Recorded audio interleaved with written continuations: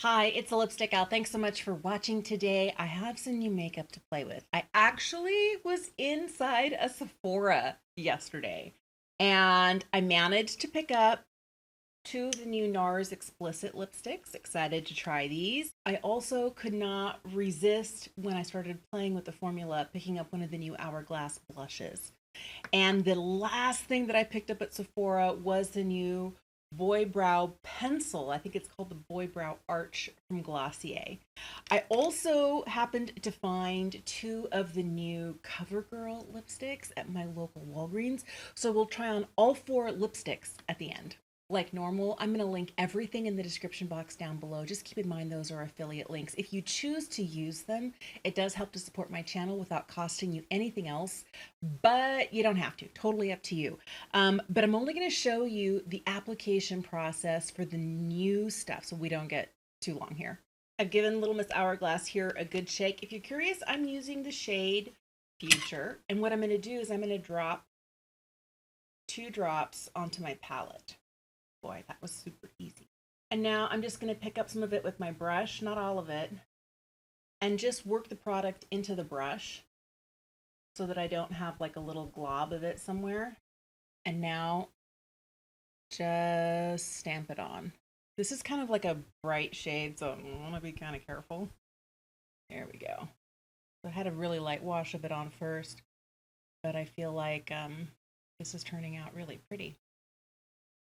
I feel like this is really, really pretty. If you're curious, this is, I mean, it's a really bright shade, but it's a warm sort of coral shade.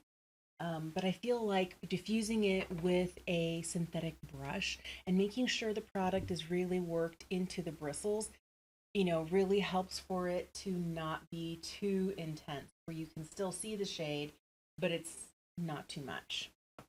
I desperately need some eyebrows on. So I'm going to pull out the new Boy Brow Arch. This is a really interesting pencil. Looking at it up close, it comes at an angle. It reminds me of the Dominique Cosmetics brow pencil that I didn't like because as I tried to sharpen it, it kept breaking. This looks like it's small enough and will stay sharp enough based on the angle that it's at, that it'll keep this tip here. I'm going to make sure it's not rolled up too far, and I'm going to start, ooh, eyelash, by filling in my brows. Now, if I'm using just this tip here, I should be getting hair-like strokes. Oh yeah, wow. These ultra small pencils are exactly what my type of eyebrow needs. The minute something is too thick, it just looks really, really heavy. I'm going to take a minute to brush through what I already have so I don't over apply. I feel like every time I'm using a new brow pencil, it's like a brand new set of like obstacles just to figure out how best to do it. I don't want my brow to look too done, but I also don't want it to look like there's still gaps and little problems with it. I feel like I have one of those spots like right here. I'm going to see if I can just focus on getting just a little bit more right in here so it doesn't look as sparse. And then just finish brushing it through. I kind of like where my brows are right now. If you're looking here, this thicker line is what happens when you lay it down like this. It's hard to do swatches this way so you can see them. But then if you're using just this tip right here, you can make small hair-like strokes. And it gives you the ability to fill in some places where you need it without having to go over it multiple times using just the tip. You can actually just lay it down and just kind of fill in that one area. I feel like this is a really versatile pencil. It is, I would say, not too soft, but also not too firm. I don't find product getting stuck in my eyebrow hairs. Sometimes if a product is too soft or too waxy, I'll get clumps in my hairs. I don't see that problem happening here. It also spoolies through really nice, and I do like the spoolie on the other end. If you're curious, I'm wearing the shade Cool Brown. That is very similar to the shade in Boy Brow, which is just plain brown that I use all the time. So I'm going to put a little bit of Boy Brow in and we'll come back for some lipstick. I picked up two of the CoverGirl Clean Lip Colors. This is brand new from the brand. I'm really curious to see what these are like. I was like, don't get a red.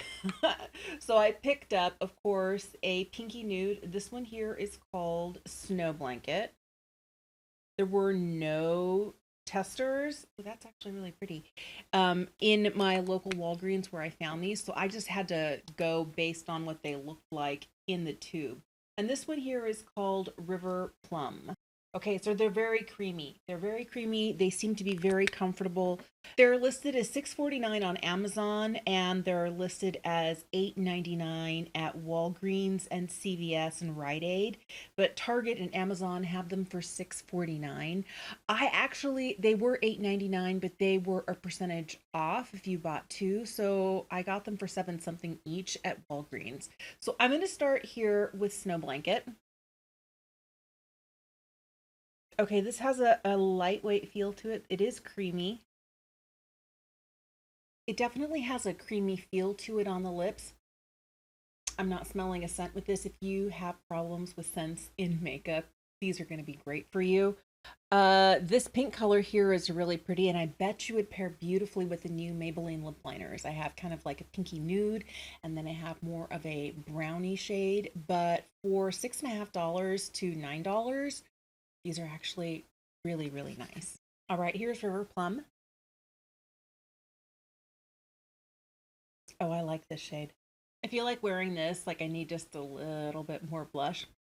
But since this isn't the one I'm going to end up wearing long term today, we'll skip adding the extra blush at this moment. As I'm thinking about these compared to other more expensive lipsticks, I feel like these are good lipsticks. I don't know that this is a great lipstick.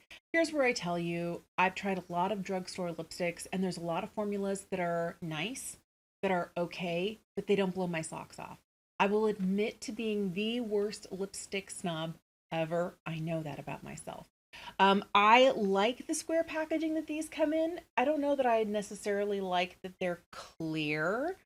Am I right in remembering that when KKW was doing lipsticks before they closed and rebranded, that they had lipsticks in clear square packagings that might have been similar to this? I don't know if that's what they're going for, but that kind of had me just a little bit. It was like, well, it's okay. It's not my favorite. Packaging's not bad, but for me, it really comes down to how it wears and what it feels like on the lips. I feel like the shades are nice, but they're not as nuanced as you would get from a more expensive brand. Because I was going through and looking at the display at my Walgreens, they had every single shade in stock, and I just didn't really love the look of them. They might be great shades for you, but someone like me with an extensive lipstick collection, I'm always looking for something a little bit different, something that I don't have yet. But these two shades in Snow Blanket and in River Plum are definitely ones I will get some really good use out of heading into fall. I did pick up two of the new NARS explicit lipsticks. These are refillable. I love that. These are $40. And I could not find these at my local Ulta. I did find them in store at Sephora. You can get them on the Sephora website, on the NARS website. I don't know if they're ever going to come to Ulta, because I know there are some products that are Ulta exclusives and some that are Sephora exclusives. I totally understand why brands do that, but definitely excited to try these on. The packaging is so beautiful. It has the imprint of the name there. It does have a magnetic closure on the cap that just clicks right on. I really, really like that. Love that it's refillable. The refills are in the 20s. I think they're like $26 or $28. And this one right here is the shade Envy. The difference between this and the CoverGirl, they're both creamy lipsticks. This is a little bit lighter weight. I felt like the CoverGirl, especially in the lighter shade in Snow Blanket, had a little bit too much white to the base, because I could see where it was kind of catching on some of my dry pieces on my lips. I did not put on a lip balm as I was putting on my makeup, so my lips got a little on the dry side. This feels really nice. I also feel like there's a bit of sheerness, especially to this Envy shade. I wonder if I could really build it up. I think it is buildable, but I also feel like it has a more satisfying feel on the lips than the CoverGirl. But the price difference, I mean, come on. $6.50 to $40, there better be a noticeable difference. You are getting some nice weight to this package. Let me show you a swatch of Envy. There's Envy. It's just a tad warmer than Snow Blanket. Snow Blanket really tends to have more of a grayish tinge to it. This one has a little bit more warmth. The last shade I have is Excess.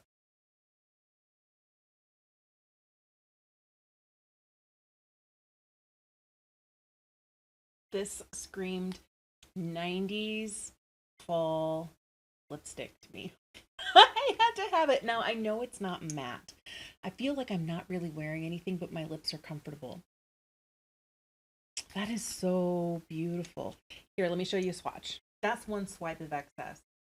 Boy, these have a really nice pigment to them, but they also have a level of sheerness. I think I would like this more if I blotted it down. Hang on a sec.